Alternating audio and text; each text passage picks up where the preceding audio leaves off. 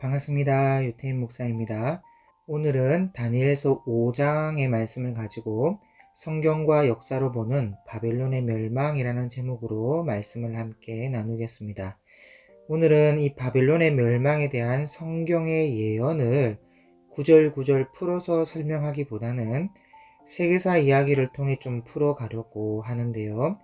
그 세계사 이야기가 얼마나 정확하게 하나님이 하신 말씀대로 이루어졌는가를 좀 살펴보려고 합니다. 사실 하나님이 하신 말씀대로 이루어진 역사를 보는 것만으로도 하나님의 그 위대하심과 살아계심을 느낄 수가 있거든요. 그래서 오늘 이 시간에는 바벨론이 세워지기 전부터 바벨론이 중군동의 패권을 장악할 예언과 멸망하게 될 예언이 역사 속에 어떻게 이루어졌는지를 살펴보면서 역사의 흐름 속에 계시는 하나님을 만날 수 있기를 바랍니다. 일반적으로 성경 안에 바벨론으로 나오는 신바빌로니아의 역사는 BC 625년 나보폴라살이 아수르로부터 독립운동을 시작하면서부터 그 역사가 시작합니다. 물론 그 앞에 바벨론의 민족적인 역사가 당연히 있지만 신바빌로니아라는 나라의 시작은 나보폴라살부터 시작한다고 볼 수가 있어요.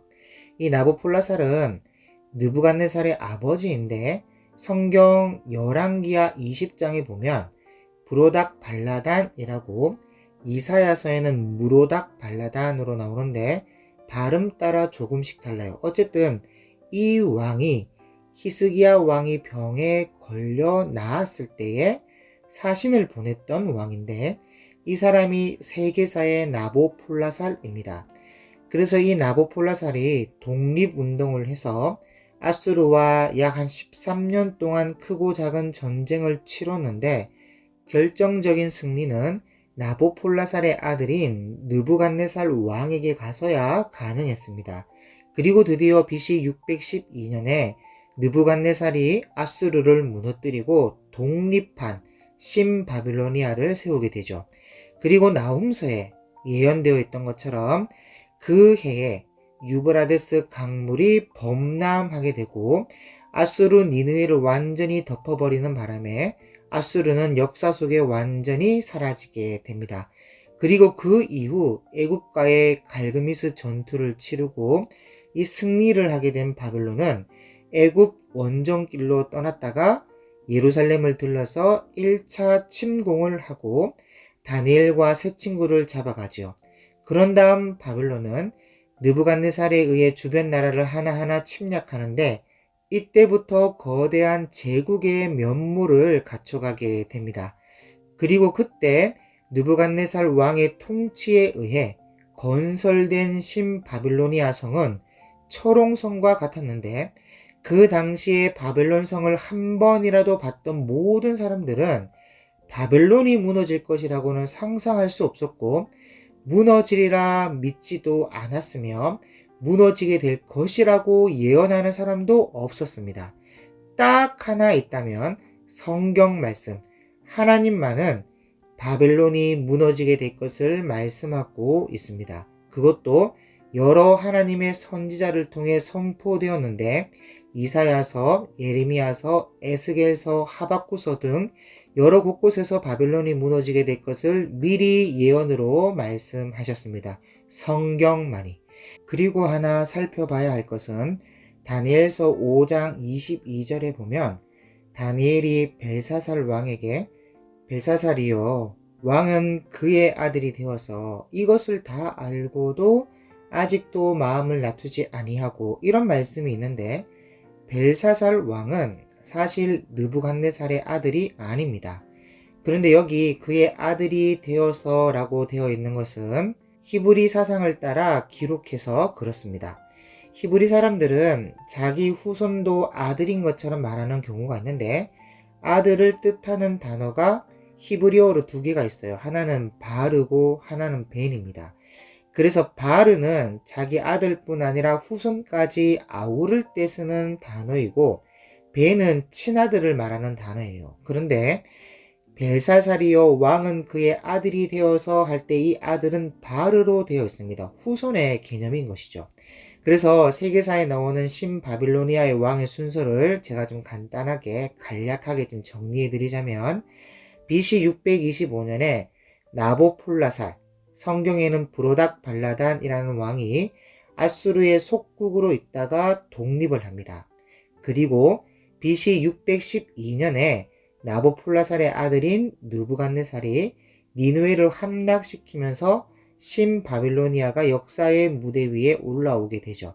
정확하게 말하면 느부갓네살 2세라고 되어 있습니다. 그 이름이. 그 앞에 느부갓네살이라는 이름을 가진 사람이 있었는가 보죠.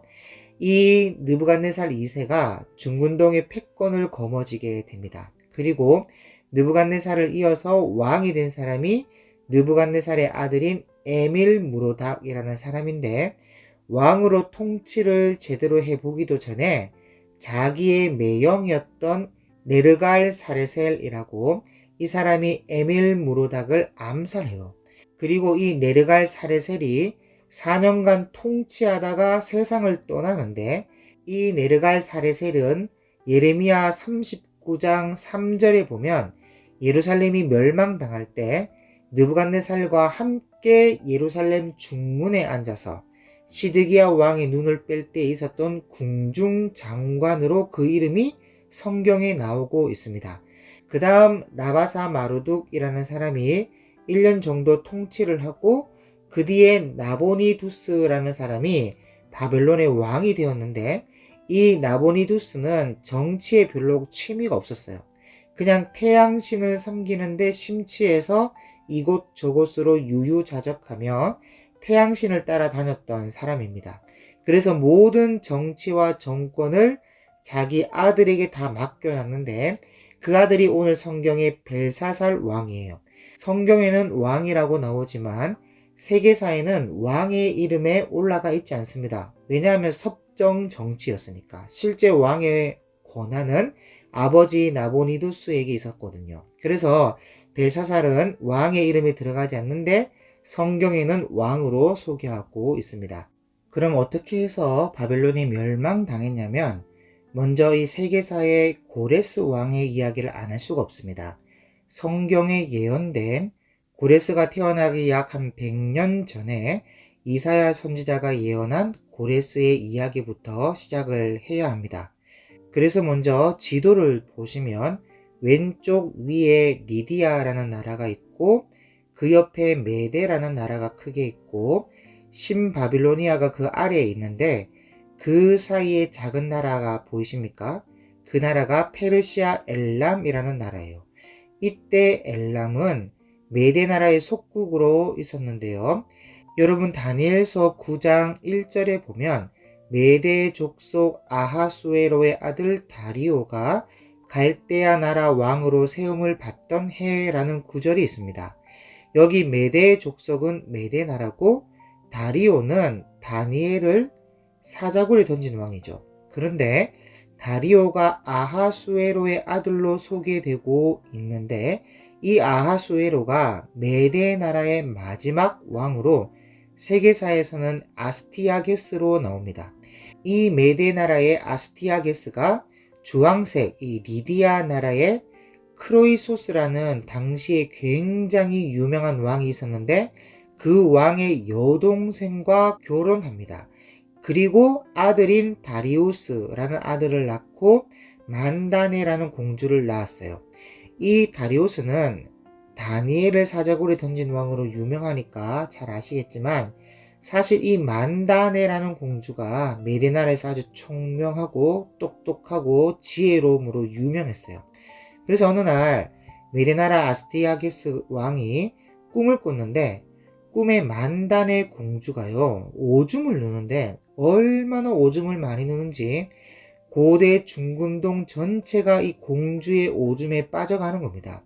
그래서 질겁을 하면서 깼는데 꿈이 심상찮다 보니까 술사, 박사, 점쟁이들 다 불러 모아요. 그리고는 자 이게 무슨 꿈이냐 하고 해석을 하라 했더니 감축드립니다 왕이시여 앞으로 만단의 공주의 몸에서 날짜가 천하를 지배할 것입니다. 그랬단 말이죠.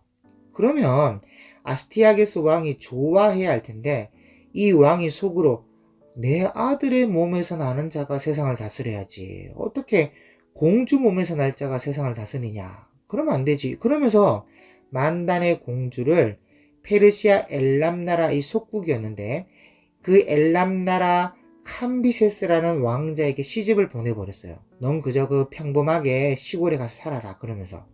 그리고는 이제 안심하고 있는데 어느 날 또 꿈을 꾼 겁니다. 이번에는 공주의 아랫배에서 아주 튼튼한 포도나무 싹이 나오더니 쭉쭉쭉쭉 뻗어서 그 포도나무가 온 중군동 전체를 덮어버리는 겁니다.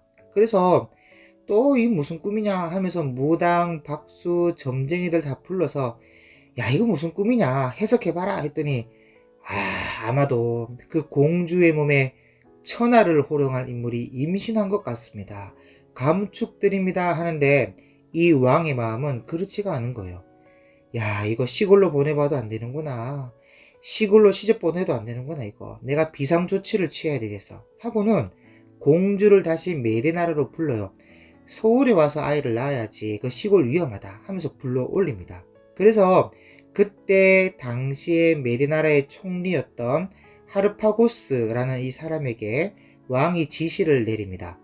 어떻게 처리하든지 간에 아이가 태어날 때 사산된 걸로 처리해라. 알았어? 이렇게 지시를 내렸는데 하르파고스가 이제 고민이 되는 거죠. 뭐 어쩔 수 없잖아요. 그래서 어떻게 이 만단의 공주를 속이지 하면서 만단의 공주에게는 태어나면서부터 사산된 걸로 이제 말을 하는 겁니다. 그렇게 하고는 하르파고스가 이 아이를 안고는 이제 처리하기 위해서 뒤로 빠져나왔죠. 빠져나왔는데 총리가 생각해 보니까 야 이거 이 나중에 공주에게 들통나면 이 빼도 박도 못할 텐데 이걸 어떻게 해야 하냐 하면서 고민을 하다가 직접 자기 손에 피를 안 묻히려고 자기 집에 하인을 불러요. 그리고는 자 네가 이것을 알아서 잘 처리하고 결과 보고해라. 알았지? 실수하면 안 돼 하면서 그 아이를 줘버립니다. 그래서 그 하인이 아이를 받아가지고 땅에 파묻기 위해서 땅을 파서 묻어버리기 위해서 자기 집에 연장을 챙기러 갔는데 세상에 그때 딱 마침 하인의 부인 이 하인의 부인이 오랫동안 아이를 기다려왔는데 아기를 낳다가 그만 그 아이가 죽어버렸어요. 그러니 그 슬픔이 오죽하겠습니까? 그래서 하인이 감쪽같이 속여서 그 죽은 아이를 파묻어버리고 방금 가져온 아기를 자기 아내 품에 안겨주고는 조용히 그냥 끝내버렸습니다. 그래서 이 아이가 이제 신분으로는 하르파고스 총리 집의 하인의 아들로 이제 자라는 거죠. 그런데 이 아이가 어려서부터 얼마나 똑똑하고 총명하고 건강한지 다른 아이와 전혀 달라요. 그래서 얼마 안 돼서 엑바타나 시내에서 아이들이 병정놀이, 임금놀이를 하는데 여기에 이 아이가 임금으로 선출되었습니다. 총리의 하인의 아이가. 그래서 이제 선출되었으니까 이제 내각을 조직하고 군대를 조직하고 왕관을 임명하고 일사불란하게 정치를 하는데 어느 왕도 그렇게 못할 만큼 정치를 잘하는 겁니다. 이 아이가. 그리고 혹 충성을 안 했다든지 명령에 불복했다든지 항명을 했다든지 하면요 그냥 곤장을 때려가지고 아이들을 반죽여 놓고 그랬어요. 그래서 한 번은 총리의 하인의 아들 주제에 진짜 어떤 장관 아들을 때려가지고 그 아이를 거의 죽게 만들어 버렸습니다. 그래서 난리가 났죠. 엑바타나 시내가 발칵 뒤집어져가지고 이 소문이 막 흘러 들어가는데 나중에 왕이 그 이야기를 듣게 됩니다. 그래서 뭐가 어째? 지금 아이들이 지금 무슨 놀이를 한다고? 뭐 임금놀이? 이런 당돌한 것들을 만나 당장 잡아! 해서 데려왔는데 잡아와서 데려와 보니까 세상에 자기 딸 만단의 공주하고 판박이에요. 완전히.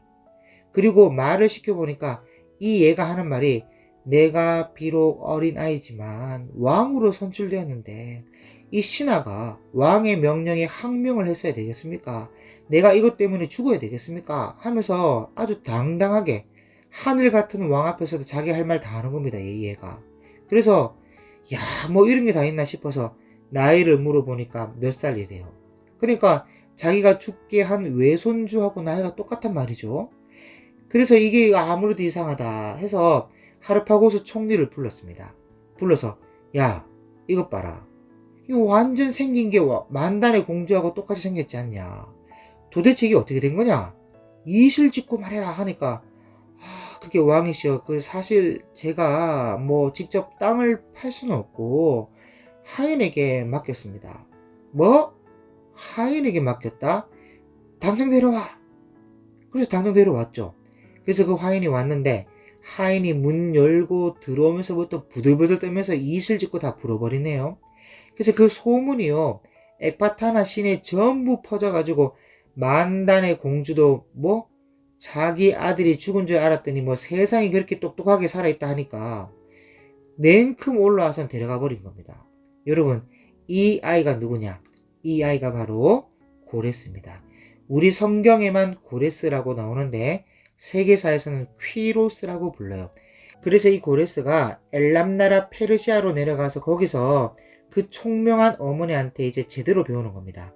거기다가 이 아이가 크면서 얼마나 기지가 뛰어난지 고레스 자체가 일반 사람이 상상하지 못할 만큼 총명해요. 그래서 청년이 되었을 때는 이미 그 지역 전체 청년들을 이 규합을 해서 조직적으로 힘을 키우기 시작하는 겁니다. 어쨌든 하르파코스 총리가 고레스 아이를 죽이는 것을 이제 실패했기 때문에 아스티아게스 왕이 총리를 불러가지고 책임을 추궁하는데요. 사실 그때 이 하르파고스 총리가 죽는 줄 알았죠. 그래서 죽을 줄 알고 있었는데 왕이 하는 말이 어쨌든 간에 이왕 이렇게 된 거 어떡하겠냐. 오히려 아이가 살아있었다니 다행이지 뭐. 내 외손주인데 하면서 그냥 넘어가는 겁니다. 그래서 총리가 다행이다 하면서 있었는데 어느 날 왕이 귀인들을 모셔놓고 만찬에 총리를 초대했어요. 그래서 갔더니 다른 사람 쟁반은 다 오픈되어 있는데 자기가 먹을 식탁에는 시커먼 보자기가 덮여져 있는 겁니다. 그래서 이게 무슨 이런 특별한 요리가 있는가 하면서 이제 먹어 내려가는데요. 한참 먹다가 보니까요, 그 밑에서 한 아이의 손이 나오는 거예요. 그래서 총리가 질겁을 하면서 이게 뭐냐 하고 보는데 세상에 자기 아들의 머리와 손이 나오는 겁니다. 그 밑에서. 그러니까 이 아스티아게스 왕이 총리의 아들을 잡아가지고 요리해서 그 아버지에게 먹게 한 거예요. 세상에. 실패한 것에 대한 보복 심리로, 그리고 절대 권력의 본보기로 이렇게 삼는 겁니다.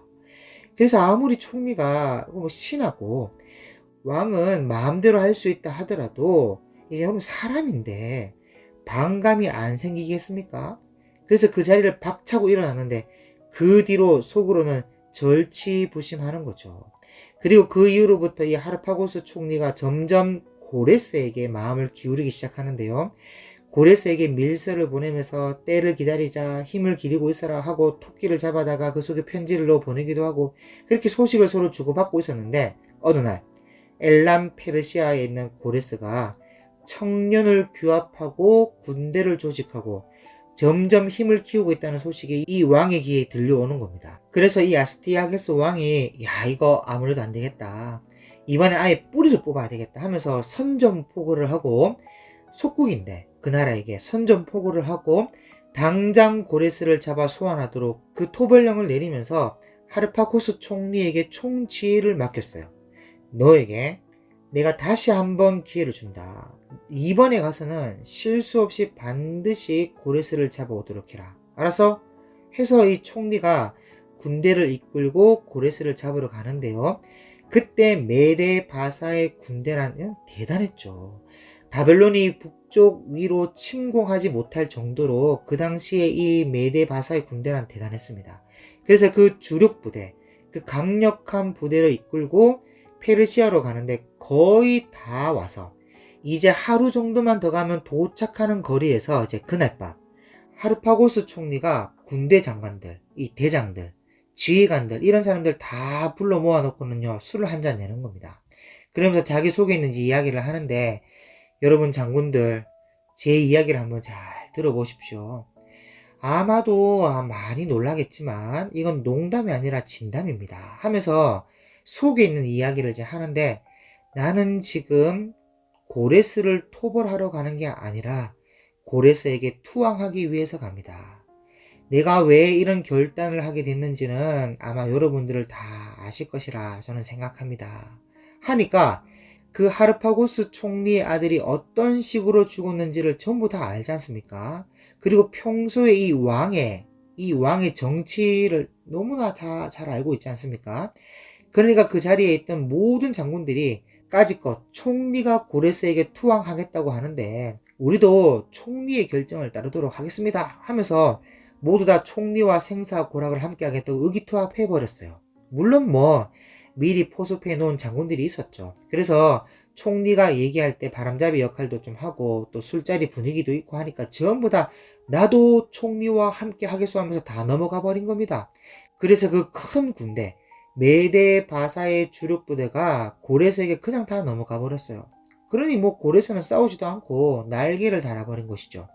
그리고 이 고레스의 지도력이 얼마나 뛰어나냐면요. 한 번은 자기가 평소에 훈련시키고 연습시킨 정예부대 사람들에게 일을 시키는데 막노동, 중노동으로 혹사를 시키는 겁니다. 그리고는 자 여러분 오늘 수고들 했다.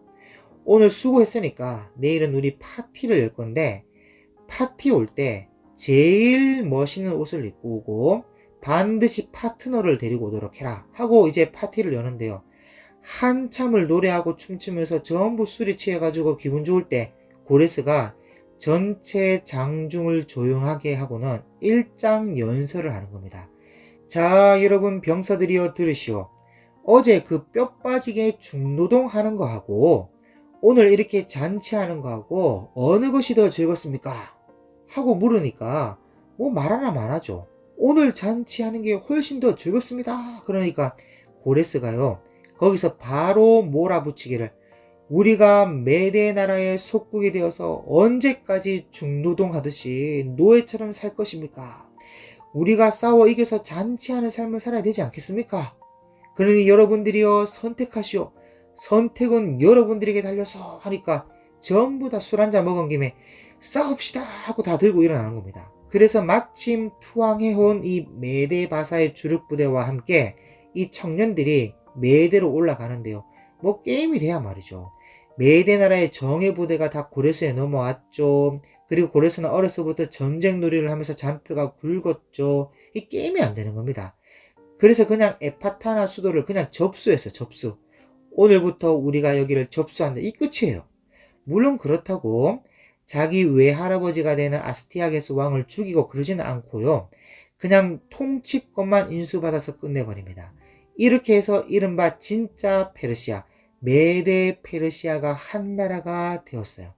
그래서 이 고레스가 메데 페르시아를 연합했다 하니까요. 일파만파 소문이 퍼지기 시작하는데 아까 지도에서 봤던 리디아 왕국의 크레이소스 왕이 그 소식을 들었습니다. 지금 고레스라는 이마에 피도 안 마른 놈이 내 여동생이 있는 나라를 접수했어? 저걸 가만뒀다가는 나중에 부담스러운 존재가 되겠군 해서는 이참에 고레스를 무너뜨리고 큰 제국을 만들어 보겠다고 전쟁을 일으켜요. 그래서 길리기아 지방에서 서로 충돌하게 되는데 크로이소스는 고레스가 하루 강아지인 줄 알았는데 만나보니까 그게 아니라 세상에 날개 달린 표범이에요. 얼마나 그 군대가 날쌘지 크로이소스 군대가 일격에 무너지는 겁니다. 그래서 그 길로 바로 퇴각을 하는데 크로이소스가요 퇴각하면서 설마 이 사대까지 이 사대가 그 당시 거기 리디아의 수도거든요. 사대까지 따라오기 하겠어 하고 안 따라올 줄 알고 갔는데 고레스는요 안 따라올 줄 알고 도망가는 줄 알고 따라갔어요. 그러니까 한 수도 본 거죠. 그래서 리디아도 함락됩니다. 자 여러분 지도를 보시면 이제 메데와 리디아와 엘람이 다 페르시아의 땅이 되어버렸어요. 그리고 이 고레스가 크로이소스를 고레스의 국사로 모시는데 제가 시간 관계상 이 리디아 왕국과의 전쟁 비화와 크로이소스 일화는 참 재밌는 것이 많긴 하지만 생략하겠습니다. 나중에 신구약 중간사를 제 유튜브 채널을 통해서 볼 수 있도록 한번 업로드 하도록 하겠습니다. 자세하게 설명해서. 어쨌든 고레스가 인물인 것은 적국의 왕이었지만 마음을 넓혀서 크로이소스를 국사로 모시는 그런 큰 정치를 했다는 것이죠. 그리고 이제 고레스가 드디어 바벨론을 치겠다고 마음을 먹습니다. 그런데 이 바벨론은 당시의 강대국이었으면 물론이고 정말 난공불락의 성을 가지고 있었어요. 느부갓네살 왕이 이 큰 바벨론은 내가 능력과 권세로 건설하여 나의 도성으로 삼고 이것으로 내 위엄의 영광을 나타낸 것이 아니냐, 이렇게 성경이 기록되어서 말씀하고 있을 정도로 자부심을 가질 만큼 굉장한 성이었는데, 헤르도토스의 역사책에 보면 이 바벨론 성을 보호하는 성벽의 높이가 약 100m쯤 되고 그 성벽 두께가 32m나 되었다고 합니다. 여러분 상상이 되십니까? 그리고 그 성벽이 하나만 있는 게 아니고 두 겹으로 되어 있었어요. 똑같이 100m에 32m가. 그리고 그 성벽을 쌓을 때 그냥 땅 위에서 쌓아 올린 것이 아니라 땅의 기초를 11m를 파 내려가서 기초를 쌓는데 벽돌하고 역청하고 원유를 이겨가지고 성벽을 쌓아 올렸어요. 그리고는 그 11m 파 내려간 그 성벽 옆으로는 해구를 만들어 놓아서 유브라데스 강물이 성벽을 뺑 둘러가며 물이 있게 한 건데 깊이가 11m나 되는 거죠. 그 물의 깊이가. 그리고는 그 성벽에 논문을 달아 놓는데 그 큰 성 바벨론의 성벽을 뺑 둘러가면서 논문 100개를 만들어 놓고 성을 나갈 때는 그 논문이 내려와서 다리 역할을 하고 그 논문을 올리면 다리가 끊어지도록 그렇게 설계를 했습니다.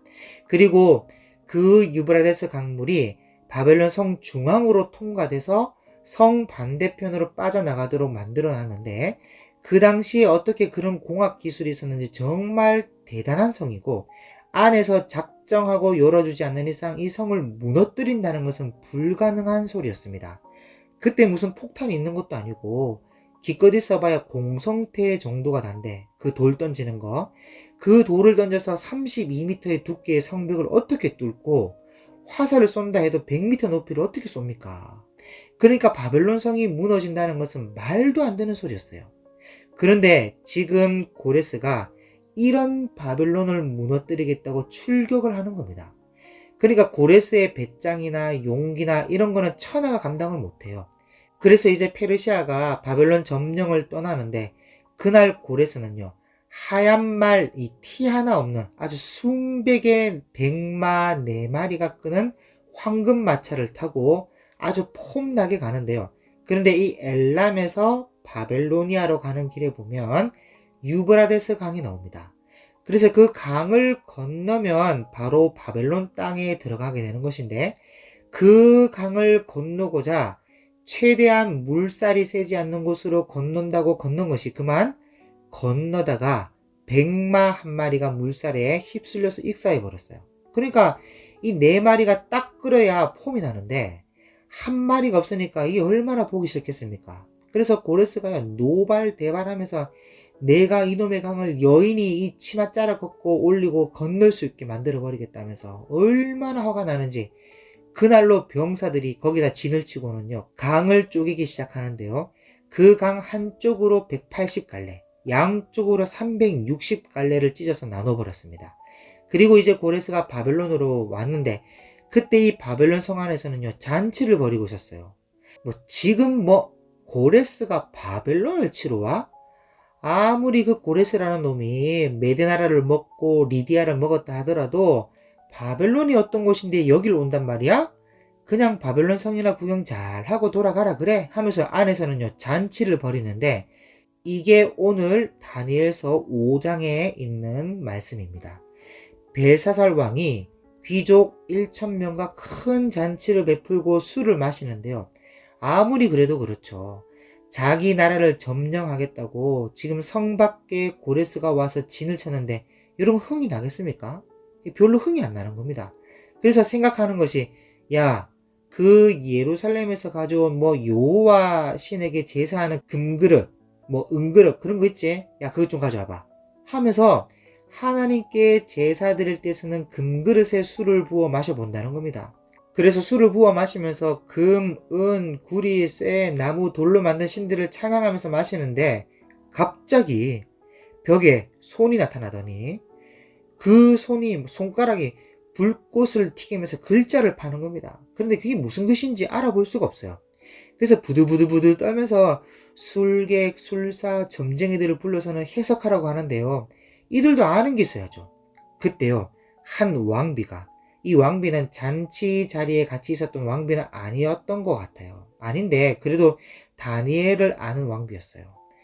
그래서 이 왕비가 하는 말이, 아이고 왕이시여, 이런 일로 번민할 것이 아닙니다. 뭘 그렇게 놀라십니까?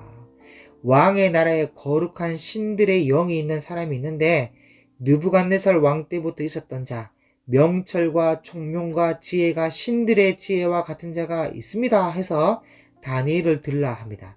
그래서 다니엘이 오니까 이게 무슨 글씨냐, 이걸 읽고 그 해석을 보이면 큰 상을 주고 나라의 셋째 치리자로 삼겠다 하는데 왜 셋째 치리자냐?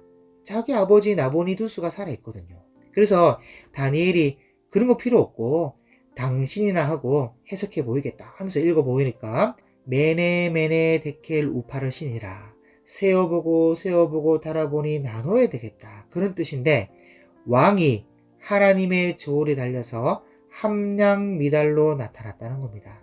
그래서 진짜 그날 밤에 꽝꽝꽝 하고 문을 두들기는 소리와 함께 성이 함락당하는 겁니다. 여러분, 그래서 어떻게 해서 함락당했냐? 여러분, 고레스가 유브라데스 강물을 양쪽 360갈래로 나눴잖아요. 그것 때문에 유브라데스 강물의 수위가 낮아졌어요. 그래서 보니까 성벽을 둘러싸고 있는 해구의 수위가 낮아지더니 성 중앙으로 통과하는 수구가 드러나게 된 겁니다. 그래서 그날 밤에 수구로 급습해서 성을 함락해 버렸어요. 자, 여러분, 다니엘서 5장 30절에 보면 그날 밤에 갈대아 왕 벨사살이 죽음을 당하였고 메대 사람 다리오가 나라를 얻었다, 그렇게 되어 있는데, 여러분, 말 한 마리 잃어버리고 성을 얻었다면 괜찮은 장사죠. 그래서 정말 이 사건은 하나님의 계시적 사건이라 할 수 있죠. 하나님께서 이미 바벨론 성을 무너뜨리겠다고 성경에 기록해 놓았고, 그때 그 말씀을 믿든 말든 간에 사람들이 볼 때는 절대로 무너질 수 없고 무너진다는 것은 상상조차 안 되는 그런 일이 일어난 것입니다. 그래서 이것이 얼마나 천지대격변한 사건이었는지, 여러분, 무너졌도다 큰 성 바벨론이여 하는 이 말씀이 요한계시록까지 가겠습니까? 그만큼 세계사의 10손가락 안에 들만한 빅뉴스 중에 뉴스였어요. 그래서 함락한 이 바벨론 성은 자기 외삼촌 다리우스에게 맡기고 자기는 다시 엘람으로 돌아가는데, 이때 외삼촌의 나이가 62세였습니다. 그리고 그때가 BC 539년이고 1년 뒤에 고레스가 바벨론까지 해서 전체 초대 왕으로 등극합니다. 여러분, 이것이 세계사예요. 그러므로 우리가 이런 역사를 통해 배울 것이 있다면 다른 것을 떠나서 기록된 하나님의 말씀은 변하지 않고 기록된 하나님의 말씀대로 역사는 이루어진다는 것입니다. 사람들의 생각은 그게 말이 되냐 할지 몰라도 확실한 것은 하나님의 말씀대로 이루어진다는 것이에요. 여러분, 고레스가 칙령을 내리면서 에스라서 1장에 바사왕 고레스는 말하노니 하늘의 하나님 여호와께서 세상 모든 나라를 내게 주셨고 나에게 명령하사 유다 예루살렘에 성전을 건축하라 하셨나니 이스라엘의 하나님은 참 신이시라. 너희 중에 그의 백성된 자는 다 유다 예루살렘으로 올라가서 이스라엘의 하나님 여호와의 성전을 건축하라. 그는 예루살렘에 계신 하나님이시라. 여러분, 이런 말을 할 수 있었다는 것이 이게 가능한 말이라 생각하십니까? 여러분, 고레스는 하나님을 몰랐던 사람이에요. 페르시아의 이 조로아스토교를 믿었던 사람입니다. 그런데 이렇게 말하면서 성전을 지으라고 돌려보낸다는 것은 다른 이유가 없어요. 바로 기록된 성경의 힘이라는 것입니다. 여러분, 고레스가 바벨론을 점령했을 때 그때 다니엘이 살아있었고 그 이후 3년을 더 삽니다. 이 다니엘이. 그럼 고레스가 이렇게 고백하며 칙령을 내릴 수 있었던 근거가 보이지 않습니까? 다른 게 아니라 다니엘의 교육 때문이고 그 교육의 교재가 바로 기록된 성경이라는 것이죠. 여러분, 이사야 44장 28절에 고레스에 대하여 이르기를 내 목자라 그가 나의 모든 기쁨을 성취하리라 하며 예루살렘에 대하여는 이르기를 중건되리라 하며 성전에 대하여는 내 기초가 놓여지리라 하는 자니라. 이런 말씀과 이사야 45장 1절에 여호와께서 그의 기름 부음을 받은 고레스에게 이같이 말씀하시되 내가 그의 오른손을 붙들고 그 앞에 열국을 항복하게 하며 내가 왕들의 허리를 풀어 그 앞에 문들을 열고 성문들이 닫히지 못하게 하리라. 내가 너보다 앞서가서 험한 곳을 평탄하게 하며 논문을 쳐서 부수며 쇠빗장을 꺾고 내게 흑암 중에 보화와 은밀한 곳에 숨은 재물을 주어 내 이름을 부르는 자가 다 나 여호와 이스라엘의 하나님인 줄을 네가 알게 하리라. 이런 말씀들이 이미 약 100년 전에 고레스가 태어나기 전에 기록된 예언입니다. 그래서 다니엘이 이런 말씀으로 교육했을 가능성이 있는 것이죠. 그렇지 않고서는 하늘의 하나님 여호와께서 세상 모든 나라를 내게 주셨다 이런 말을 할 수가 없어요. 그러므로 여러분 다 떠나서 기록된 성경이 얼마나 중요한지 모릅니다. 앞으로 일어나게 될 우리의 미래 일도 모두 다 기록된 성경대로 이루어질 것이고 우리는 그것을 목도하게 될 것입니다. 그렇기에 우리 모두 다 계시된 완전한 계시로 기록되어 있는 이 성경을 사랑하고 기록된 성경 앞에 우리 자신을 비춰보며 하나님이 이뤄가실 역사의 흐름 속에 작지만 각 현장의 주인공이 되어서 하나님께 쓰임받는 저와 여러분이 될 수 있기를 주님의 이름으로 축복합니다. 감사합니다.